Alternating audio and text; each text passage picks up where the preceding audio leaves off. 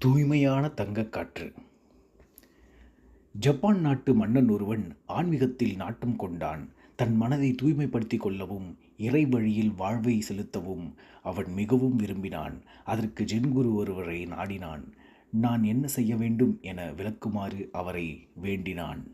தோட்டம் போடு என்றார் அந்த குரு. போட்ட பிறகு என வினவினான் மன்னன். நீர் பாய்ச்சு என்றார் குரு. பிறகு என்றான் மன்னன் வியப்புடன்.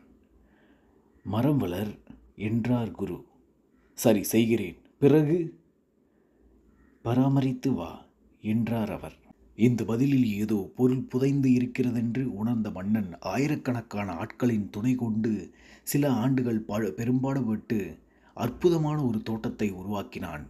இப்போது அந்த தோட்டம் ஏராளமான மரங்களுடன் பச்சை பசேல் என்று பூத்து குலுங்கியது. பார்க்கும்போதே மனதிற்கு இதமளித்தது. அது அத்துடன் மிகவும் ரம்யமாகவும் காட்சியளித்தது. தன் தோட்டத்தை வந்து பார்வையிடும்படி மன்னன் குருவை பணிவுடன் ஒரு நாள் வேண்டி கேட்டுக்கொண்டான். அவரும் மறுநாள் வருவதாக சொல்லி அனுப்பினார். தன் குருவை வரவேற்க மன்னன் தடபுடலாக ஏற்பாடுகளை செய்தான். வேலையாட்களை ஏவி தோட்டத்தை துப்புரவாக பெருக்கி ஒரு சருகு சுள்ளி காய்ந்த இலை கூட இல்லாமல் பளிச்சென்று இருக்கும்படி செய்தான். மறுநாள் குரு வந்தார். மன்னர் மகிழ்ச்சியுடன் அவரை தோட்டத்திற்கு சுற்றி காட்டினான். குரு தன்னை மகிழ்வுடன் பாராட்டுவார் என்று அவர் மிகவும் ஆவலோடு எதிர்பார்த்தார். ஆனால் அவர் முகத்திலோ கோபம் கொப்பளித்து கொண்டிருந்தது. எல்லாம் சரிதான், எங்கே அந்த தூய்மையான தங்கக்காற்று, எங்கே அந்த புனிதமான பொன்னிற காற்று என்றார் கோபமாக. மன்னன் ஏதும் புரியாமல் விழித்தான். குரு வேகமாக அங்கும் இங்குமாக ஓடினார். எதையோ பரபரப்பாக தேடினார். கடைசியில் கூடையில் சேகரித்து வைக்கப்பட்டிருந்த காய்ந்த இலைகளையும் பழுத்த சருகுகளையும் அள்ளி வந்து இங்கே கொட்டினார். அப்போது பார்த்து காற்று சுழன்று வீசியது. வீசிய காற்றில் மஞ்சள் நிற பழுத்த இலைகள் தோட்டமெங்கும் சுழன்று பறந்தன.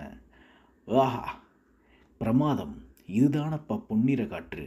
இப்போது பார், உன் தோட்டமே உயிரோட்டமுள்ளதாக உள்ளது என்றார் குதூகலமாக.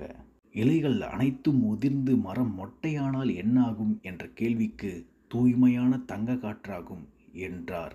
ஒரு நாள் என்பது வெறும் பகல் மட்டுமல்ல, இரவும் சேர்த்துத்தான். மரணம் வாழ்க்கையின் எதிரி அல்ல, அதுவும் ஒரு வாழ்வின் ஒரு அங்கமே. இது இன்றி வாழ்க்கை முழு மலர்ச்சி பெறாது. எண்ணங்கள் சுழன்று ஓடுவதுதான் புனிதமான தங்க காற்று. தியானம் என்பது எண்ணங்களை வெல்வது அல்ல, அதனை கடந்து சென்று விடுவதே.